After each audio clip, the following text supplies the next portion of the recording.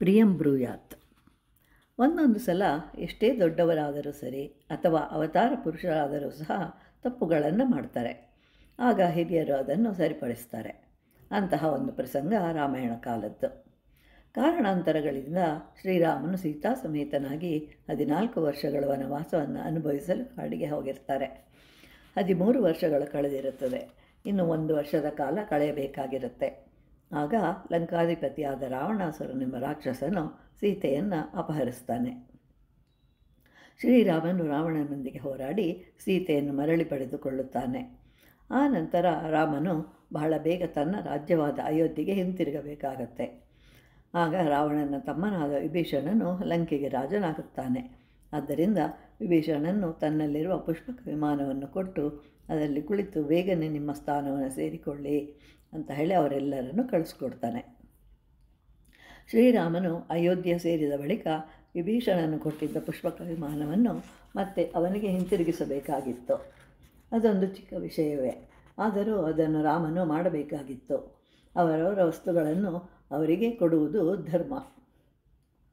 ಆದರೆ ರಾಮನಿಗೆ ಇದರ ಅರಿವೇ ಇಲ್ಲ. ಆದ್ದರಿಂದ ಯಾರಾದರೂ ಏನಾದರೂ ಕೊಟ್ಟಿದ್ದಾರೆ, ಅದನ್ನು ಹಿಂತಿರುಗಿಸಬೇಕು ಎಂಬುದನ್ನು ತಿಳಿಸಲು ಜಾಂಬುವಂತನು ರಾಮನಿಗೆ ಹೀಗೆ ಹೇಳ್ತಾನೆ.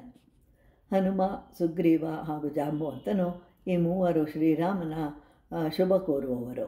ಆದರೆ ಎಲ್ಲರಿಗಿಂತಲೂ ಹಿರಿಯನು ಜಾಂಬುವಂತನು. ಅವನು ಈ ವಿಷಯವನ್ನು ರಾಮನಿಗೆ ತಿಳಿಸಬೇಕು ಅಂತ ಅಂದ್ಕೊಳ್ತಾನೆ. ಹೀಗಿರುವಾಗ ಒಂದು ಸಭೆಯಲ್ಲಿ ಶ್ರೀರಾಮನು ಜಾಂಬುವಂತನನ್ನು ಕುರಿತು, ನೀವು ಎಲ್ಲರಿಗಿಂತಲೂ ಹಿರಿಯರು. ನೀವು ವಾಮನಾವತಾರದಲ್ಲಿ ವಿಷ್ಣುವು ತ್ರಿವಿಕ್ರಮನಾಗಿ ಬೆಳೆದಿರುವುದನ್ನು ಕಂಡಿರುವಿರಿ. ಆದ್ದರಿಂದ ನಿಮ್ಮನ್ನು ನೋಡುತ್ತಿರುವುದೇ ನಮ್ಮ ಅದೃಷ್ಟ ಅಂತ ಹೇಳ್ತಾನೆ.